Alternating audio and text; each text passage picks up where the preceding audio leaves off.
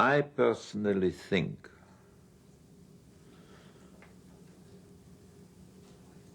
that I made my films with a kind of a sleepwalking security. I did things which I thought were right, period. And as I said, I had nobody, no model, which I wanted to be like, you know? Okay, Bill? Yes, sir. All right, go rolling. Speed, quiet, please. Speed. 10, take 1, A and B camera markers. I ran away from home. I think any decent human being should run away from home. And after different experience, I landed in Belgium. I had an affair with a Eurasian. And friends said, you cannot go on like that. And they sent me to Brussels. You were born in Vienna. I'm born in Vienna. And in Brussels, there was an open, not a restaurant, you know, a garden restaurant. Yes. And in the garden restaurant, they had a screen. When you paid, you saw the screen from the right side. If you didn't pay, or less pay, you saw it from the reverse side. And there I saw for the first time a film. How old were you? When was that? About? 1970, 1917, 18, such a time, I don't know exactly. I went to a bar and ordered a martini, which I liked already then. And I said, give me a very dry martini. Well, when he gave me the martini, I drank half of it and said, wait a minute, not so dry. So he said, he filled it up, and I got 1.5 martini for the same amount of money. And then I looked around, and when I saw a good-looking girl sitting with an elderly man, I went to the table and said, would you mind if I make a picture of the lady? If he liked it or not, he had to say yes, otherwise he would have hurt the girl. And then I had a slight disappointment. You know, she looked at it and then folded it very small and put it in her bosom. And I got 10 francs probably from the elderly gentleman. And in the meantime, I was working in a cabaret in a very stupid act. And in the cabaret, I met the acquaintance of a young man who was working in a bank and who wrote songs. And one day he said to me, why don't we make pictures together? I said, fine. I still was under the influence, as I said to you, moving pictures, you know? Yes. Paintings, I couldn't do anything in these times. So we started to write together. After 8 days, I said to him, look, I make you a proposition. You sell them and let me write them. So we did. We sold 1 or 2, and then I had to go to the war. I was different time wounded, shoulder shot, everything. And in 1918, I was sick and tired, and I came back. And my nearsightedness, you know, which I had cheated at the beginning when I told you I was thinking to be my duty to be in the war, you know. Yes. Helped me, and I didn't have to go to the trenches anymore. I stayed in the backcountry in Vienna. And one day, I had a very, very wonderful sweetheart, a cabaretist, but I didn't have money. Wounded, losing my horse, everything, I had 120 kronen. What can you do with that? So I was sitting in a cafe. I remember as if it would be today, on the corner of a billiard, when a man came to me and said, "Please forgive me, Herr Lieutenant." He was very haughty and said, "Who are you?" He said, "My name is Peter Ostermeyer. I'm a representative of the play, stage play, the Hears." I said, "Yes," and I was wondering if the Herr Lieutenant would take a part in it. So I said, "What would you pay?" And he said 750 kronen. I had 120. Sometimes in my life, I'm getting a little intelligent. Not always, not very often, but sometimes. So I said, "That is very, very little." And he said, "More than 1,000 we couldn't play." Settled.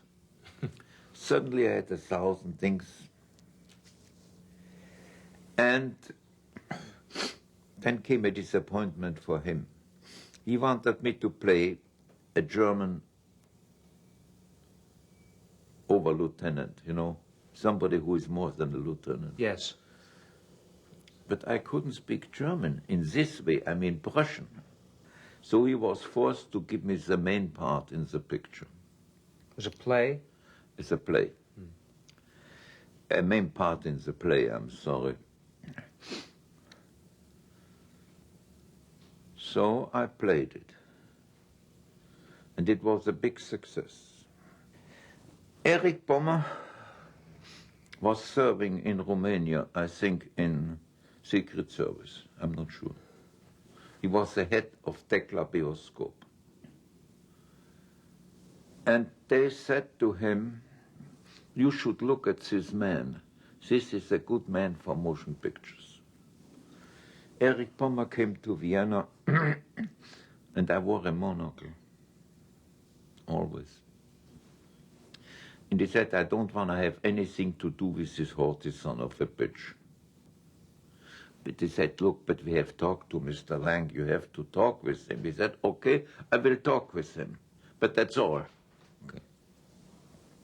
So we started when the play was finished at 10:30, and at 4 o'clock in the morning, I had a contract with Tekla Bioscope as a dramaturg. As a writer? As a dramaturg. A dramaturg is very hard to translate. No, a dramaturg is a story doctor. Yeah. And at the same time, Germany was naturally dominating in the war. He had promised me that I would have no trouble with the Austrian army. They would let me go. I mean, after I got my furlough of 2 months. Fine. So I went there. Many funny things. I checked films. I didn't have the slightest idea about film in these days. In spite that I had written some and some were even filmed. But I don't know anything about cutting or how long and so on, you know. And one day, suddenly, 2 months later, I got a letter from Vienna And a friend of mine said, look, you have to come back or you go to a court-martial. I said, they promised they would take me out of the army. They didn't do it. So I went to them and said so and so, and they said, wait 8 days. And then came my luck, the Great Revolution. And I had already, in the end of 1918, a job. At the beginning, I wanted to make pictures. I wrote pictures in 4 days, in the evening, with a bottle of red wine. And in these days, you wrote one scene on one piece of paper so that you could interchange without rewriting everything, you know? Yes. I doctored, as I told you, on films. I wrote films and I wrote part for myself and I started to play. I became very friendly with Erich Pommer. The war was over, so he came. It was a main part in Déclabioscope. And he had very important acquaintances in Paris. So one day I wrote a film, forgot the name. I said, look, I want to make it. He said, all right. I shot the film in 4 days. And from then on, I became a director. The themes of all of your major films deal in some way with these social evils, with murderers. With social evils, not with murderers. With social evils. Wasn't the message of Metropolis at the time, could that not be taken as a Marxist kind of message, looking back on it now? I don't know. I haven't seen Metropolis since a long time. What's your feeling about Metropolis as a film now? When I made it, I liked it. When I finished it, I hated it. And for a very simple reason. Because the thesis of my wife, Thea von Harburg, that's a go-between, between capital, the brain, and the hand, workers should be the heart. I didn't believe it. Then in the 50s, anonymously, I got some pages from the Washington Post in which the head of a corporation said he has seen Metropolis and he agrees it is important to have a heart for the workers, you know? Yes. Still, I said, to hell with it. But then afterwards, at the end of the 60s, when I was from time to time working at universities, question and answer sessions, and I asked the pupils, what do you hate in the establishment? They said it is a computer-governed society. And they think that we miss in it is the heart. And certainly I said probably I was wrong, and Thea von Harburg was right. Now, what about some of the technical effects in Metropolis, Fritz? These were things, obviously, some of the automation that you depicted. Did they exist, or were they purely were they designed out of your sleepwalking consciousness? In these days, the labs in Berlin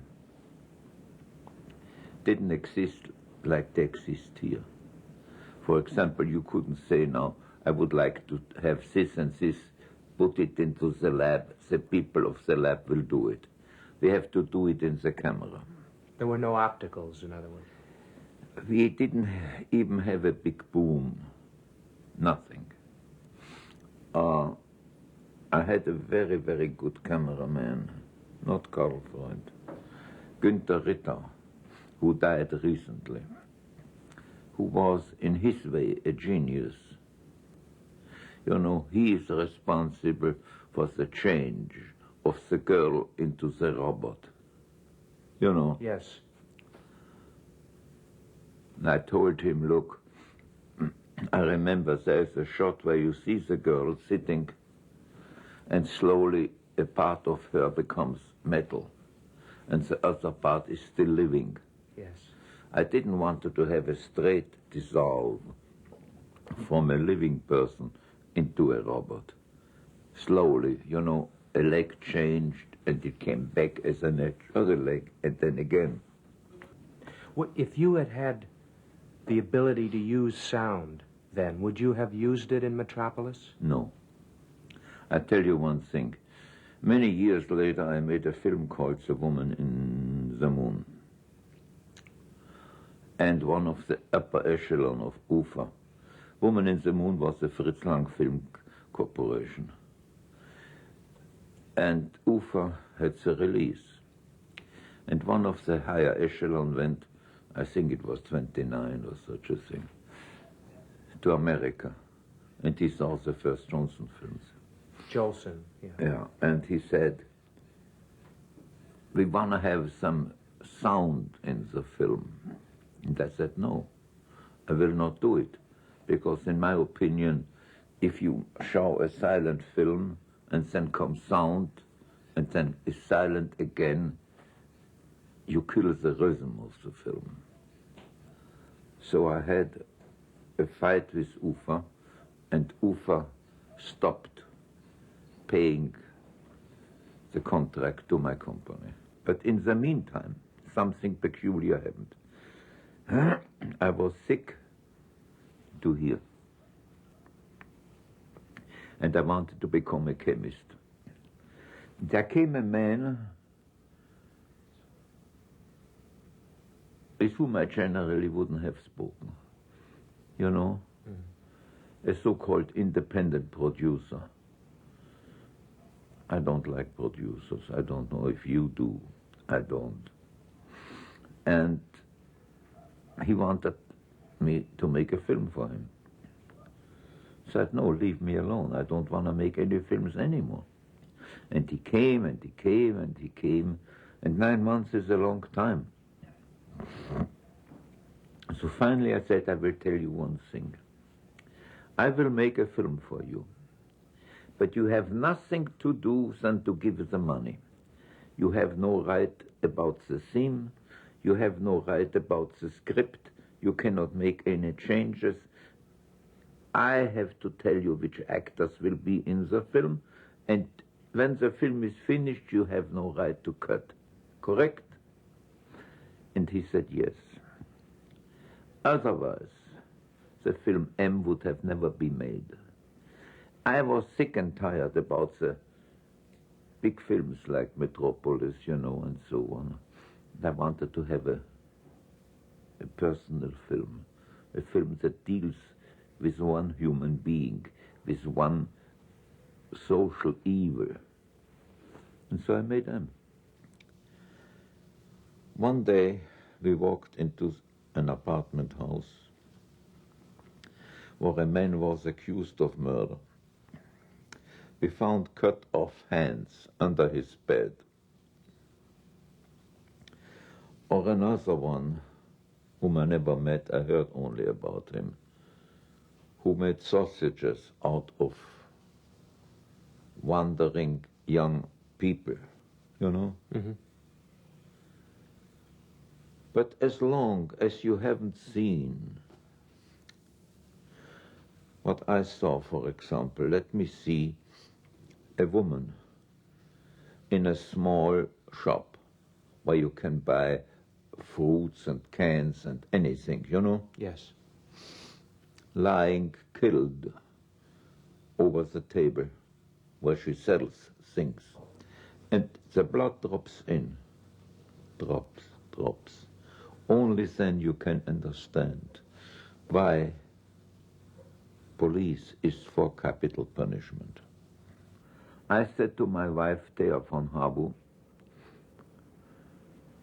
we want to make the ugliest crime. And we started to think about anonymous letters, you know. And then one day I said, listen, darling, I have another idea.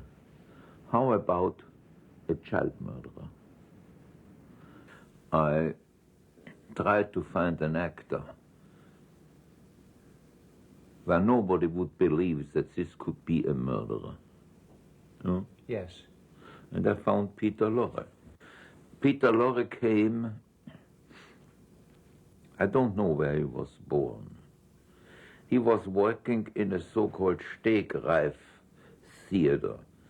That means you told an actor in a theater what it was all about, and he made up the dialogue. Improvised theater. Yeah.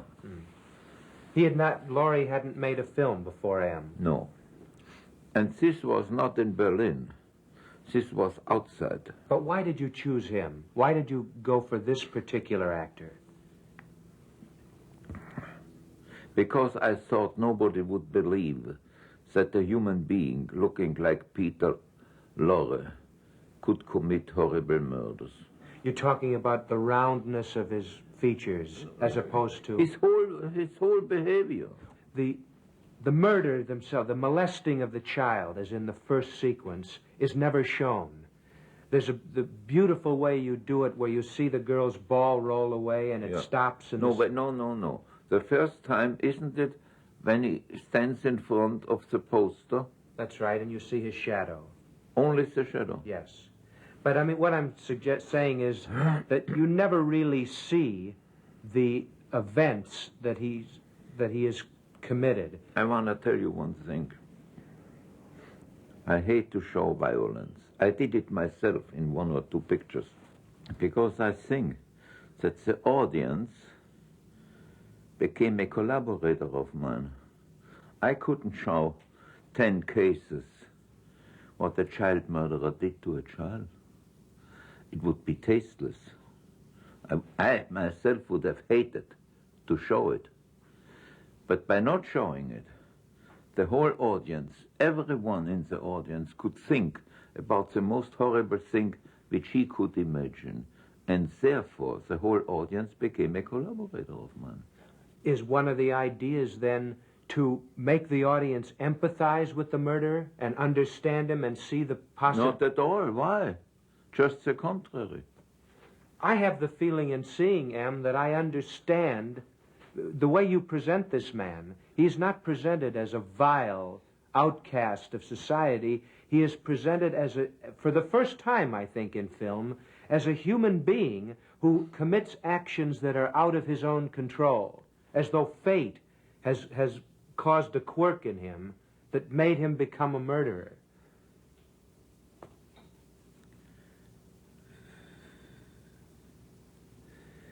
Do you think that most murders are done from the beginning on with the intention to kill someone? No. There you have the answer. But weren't you interested in making the audience empathize with the murderer to some extent? In which way? Understand him as a human being rather than condemn him as a killer.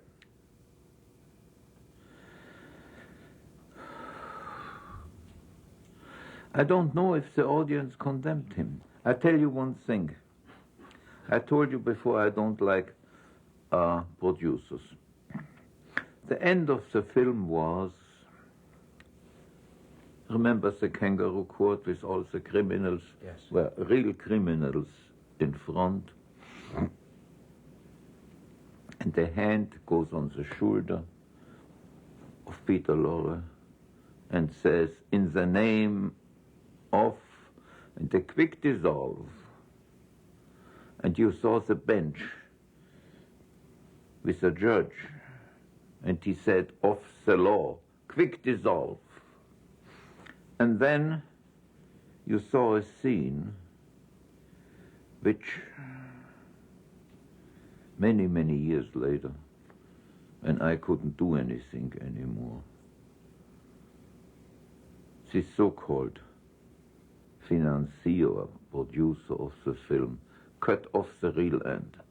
The real end was in the name of the law, and then you saw three mothers, and one mother was the mother of the first child, and she said,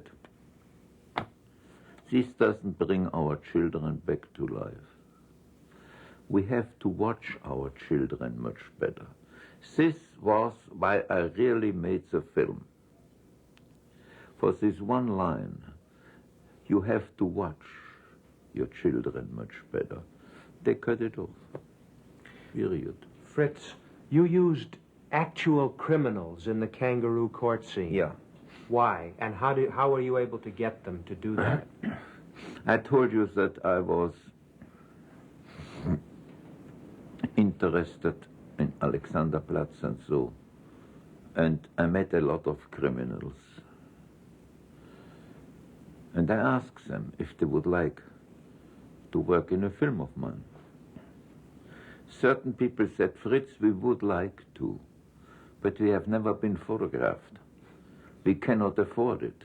And other people said yes. So I paid them and they came.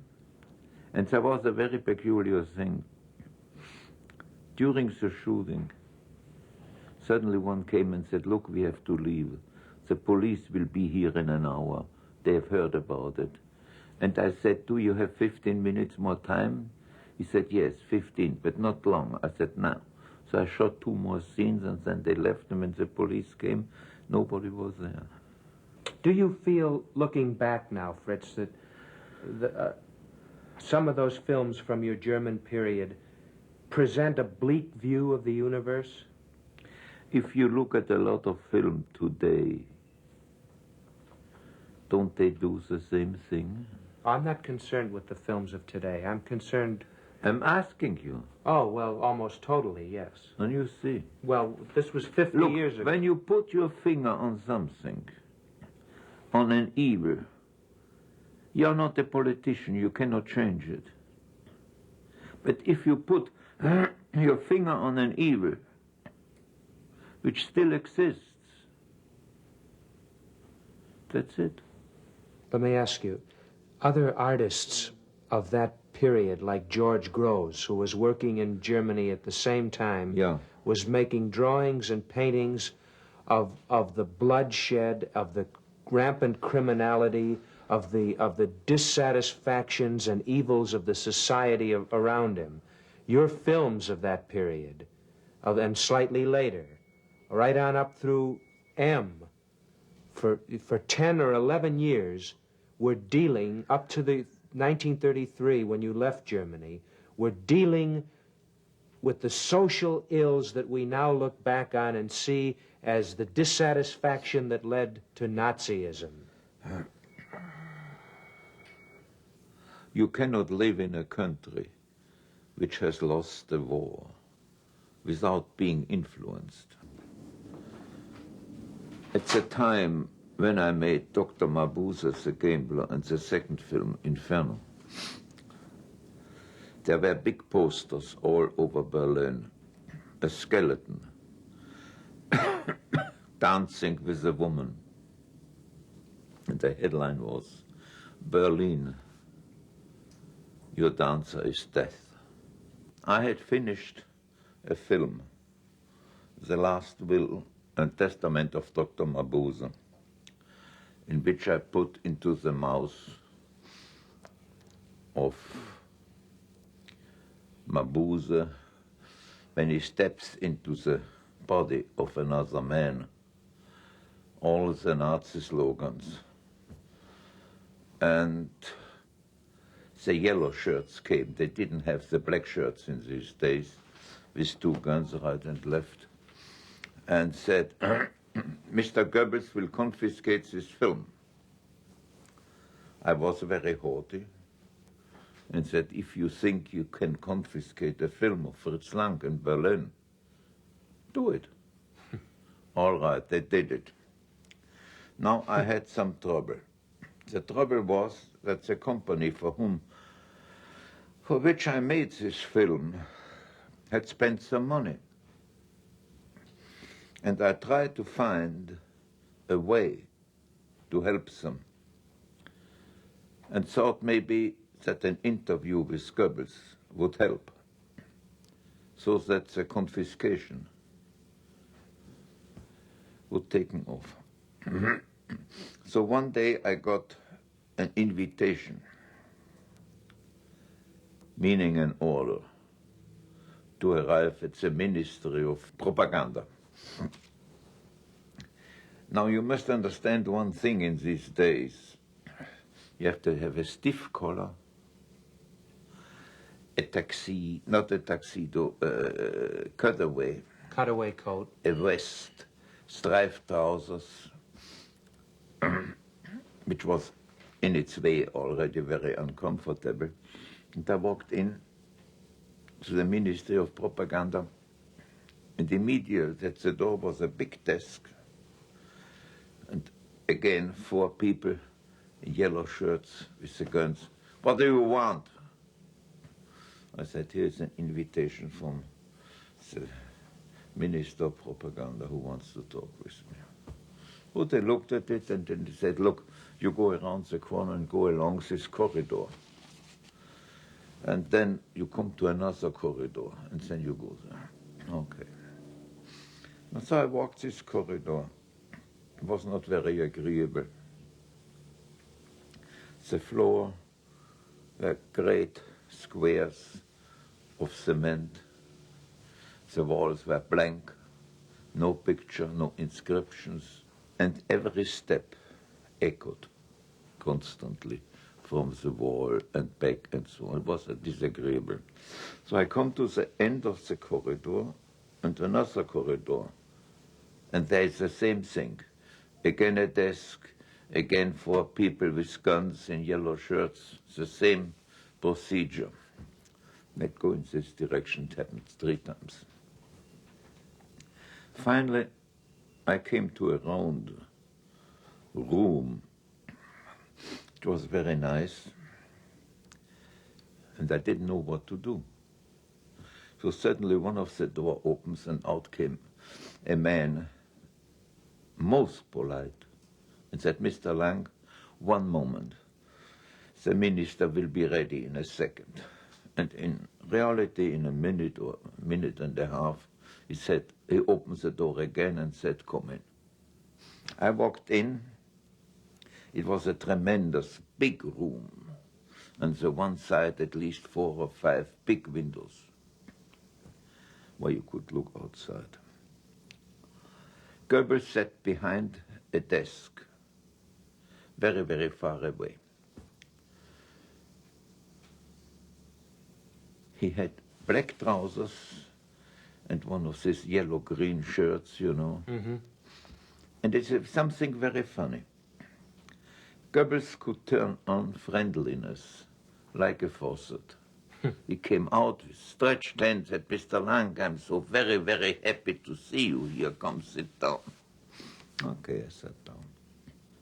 And now I expected that he would talk to me. Why I had to put in the mouth of a criminal certain slogans of the Third Reich. What were the slogans? Do you remember? What was one of them? Hitler has said, we have, no, not we, the average citizen has to destroy the authorities which he created, and then on the debacle, on the rest, we will create our realm of 1,000 years. And I had Mabuse saying exactly the same, only, and when everything is destroyed, on this rest, I will create my realm of 1,000 years of crime. Well, I expected that the minister would say something, but he didn't. So I was waiting, and he spoke, and suddenly he said, "The Führer has seen your films." He didn't say which one. And then he said, and he has said, this is the man who will give us the National Socialistic film. In this moment, to tell you the truth, I was wet all over my body. Perspiration broke out everything. I looked out of the window, and there was, I don't know how you say it in English, you know, a big, big post. Yes. Like you have it here with lamps on, and there was a three-side clock. Yes. And you could watch the clock. And I said, how do I get out of here? To yourself? To myself, no, naturally. I don't know what I said to Goebbels, so help me God. But in essence, I said, I'm tickled pink. And I was looking at the hands of the clock, and they moved and moved, and my only idea was, how do I get out of here? Get to the bank, get some money out of the bank, and leave Germany. And I said, Herr Minister, I don't know if you know one thing. My father comes from an old peasant family, 100 years back. My mother was born Catholic, but her parents were Jewish. So again he turned on his charm and said, Mr. Lang, we decide who is an Aryan. I said, thank you. What should I say? What could I say? I didn't want it to end in a concentration camp. We want you to become the leader of the German film. Therefore, I said to him, think about my mother, you know? Yes. What year was this, by the way? 33, beginning of 33. So he said, look, there's a scene when the professor who runs the insane asylum in which Mabuse died is driving home. And suddenly near him appears Mabuse and tells him certain things. It's wrong. That's not good. And I listened. And he said, the professor has to be killed by the rage of the audience. Oh, Herr Minister, I said, that is a wonderful idea. I thought it stinks to high heaven, but what should I have said? Well, we talked and talked and talked. And finally the clock came to a point where I saw it was too late to go to the bank. Then, with all his charm, he said goodbye. I will call you in 1 or 2 days. Wait for me. I said, Herr Minister, I'm most grateful and most honored, sabba, sabba, blah, blah, and walked out. I went to the bank were closed. So I went home.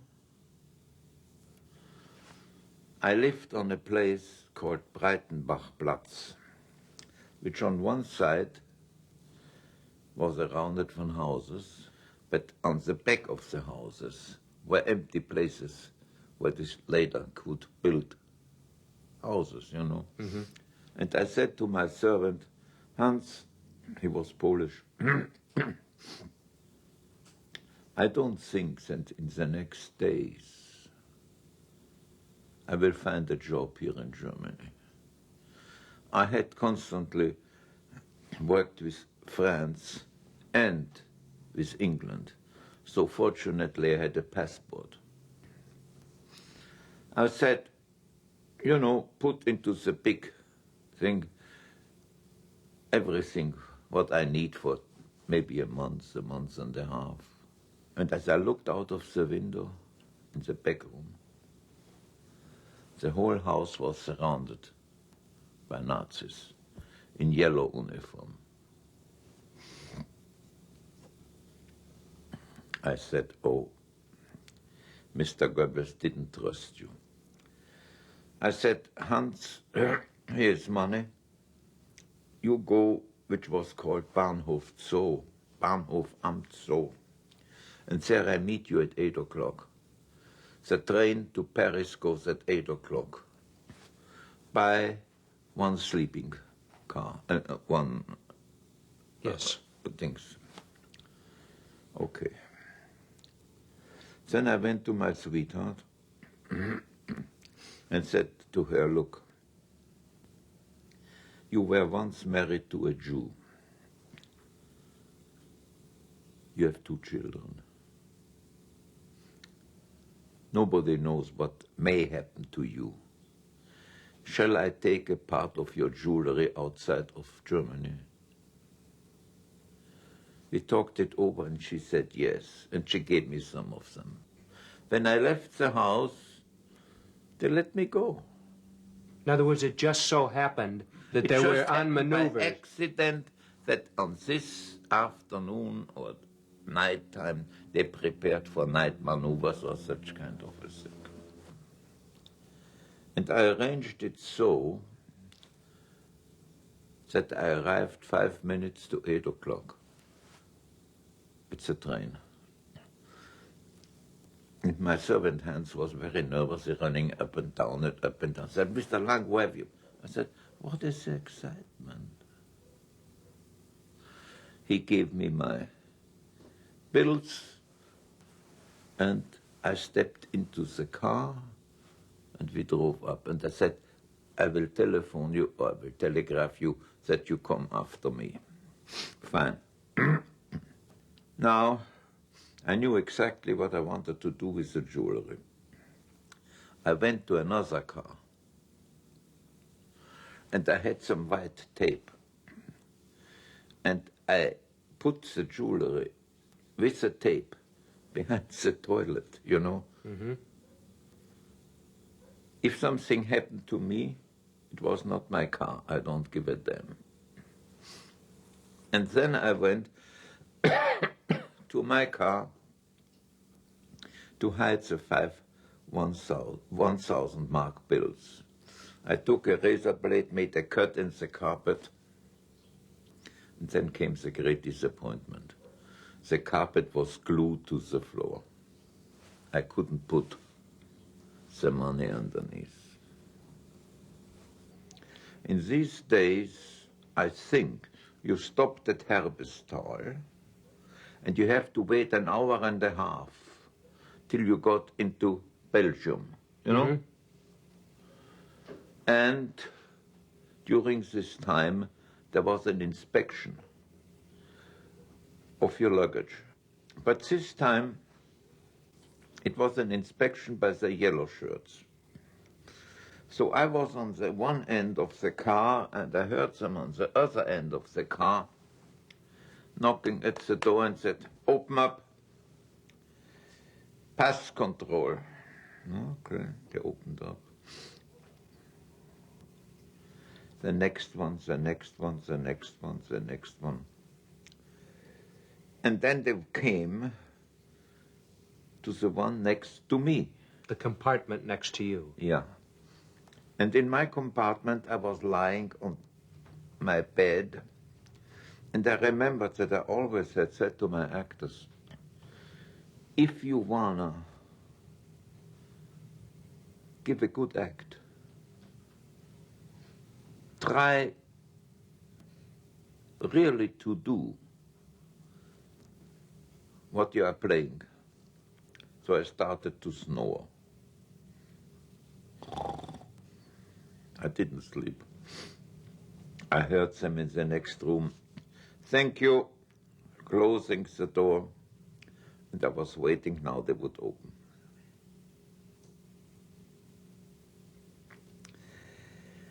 They passed by. And I said, Goebbels had somebody watching you when you left the house, and he had somebody watching you here on the train, and just in 3/4 of an hour, when the train is leaving for Belgium, they will arrest you. Nobody came. The train left, and still today, so help me God, I don't know why nobody came into my apartment. So I went, took the jewelry, next morning I took the $1,000 bills, and I was in Paris. But I still don't know why nobody opened the door. I have to go back to something. At the beginning of my film career, if you want to use this word, I believed in fate. Slowly, with the years, I didn't believe in fate anymore. Fate is nothing that comes to you and you cannot escape. Fate is something that what you make out of your life. And my last films, which I made in this country, would have dealt with this. Now, let me say in my American films, for example, in, what was the first Fury? one? In Fury, there still exists a kind of lynching when I made it. Lynching, lynch mobs. Yeah. It is an evil, but I cannot change it. I can only point it out. And the same thing is you only live once. And naturally, I will admit one thing. You know that here, in the schools, religion is not taught. How will you teach ethic if not with religion? I'm not a religious man, but ethic you learn only through religion. I hate to give interviews. I will tell you why. I usually said, when a director, or maybe the word is better, film creator, makes a film, and the film doesn't express what he wants to say, and he needs to give an interview to explain to an audience why and what, he's a lousy director, he shouldn't make any films. His films should speak for him.